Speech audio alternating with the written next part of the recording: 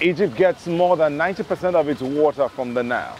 The river is a crucial lifeline for farmers as well as residents of the country's cities. But many Egyptians are worried about the developments in the neighboring areas, especially Ethiopia. Why? Sharon? Well, a new giant dam in Ethiopia is sparking concerns that not enough Nile water will flow into Egypt and that the fertile plains along the river will dry out. Some initiatives are trying to help farmers learn how to conserve water before that happens.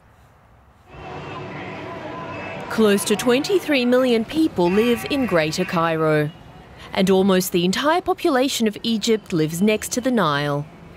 The river is the country's most valuable reservoir of drinking and irrigation water. It's Egypt's lifeline.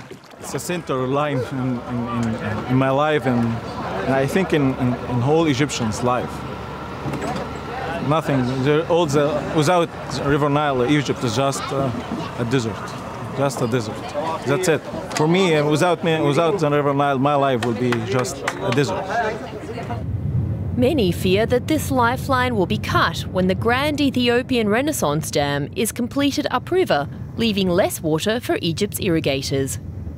If you stop irrigating, the salty water will get up and it will be you will be affected for many years. You know, if you keep growing the land, you won't have any problems. But if you stop, if you have no water for a bit of time, you will have a problem and the problem will stay with you.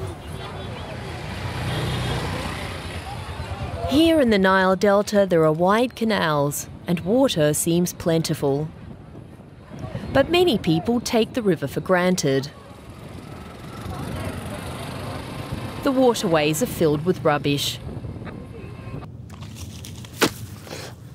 Although Egypt already faces water shortages, farmers often use an ancient but inefficient irrigation method. They completely flood their fields. Hassan El Sayed cranks up his water pump. Experts say this old-fashioned method of irrigation ends up wasting too much water. One solution would be to teach farmers like Hassan how to conserve water.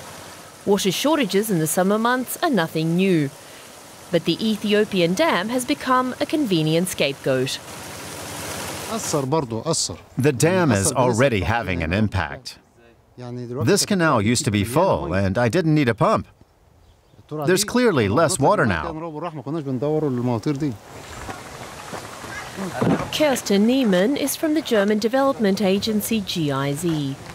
The organisation sponsors a farm school in the Nile Delta. Egypt's population is growing rapidly, adding 2 million people every year. That's a huge challenge for farmers who have to learn to grow more food with less water.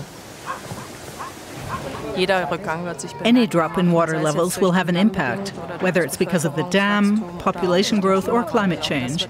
It will affect the soil, and farmers have to learn to deal with that in order to secure the future. I think we need to get more of everything. More housing, more food, more water, not less water. So less water with the same equation will be catastrophic. Most of Egypt is desert. One way to irrigate the land used for farming efficiently would be to use modern drip irrigation methods. Some local farmers are learning to implement this technique. Ahmed, the agricultural consultant, checks on their progress, but some still have worries. If we will go down, Egypt will be a desert. And all the civilization, all the ancient Egyptian, all was at the Nile Valley.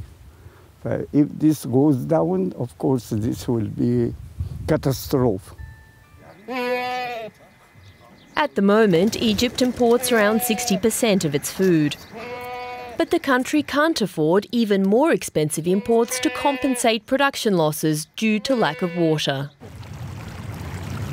As soon as Ethiopia starts filling its new reservoir, there will be less water for Egypt.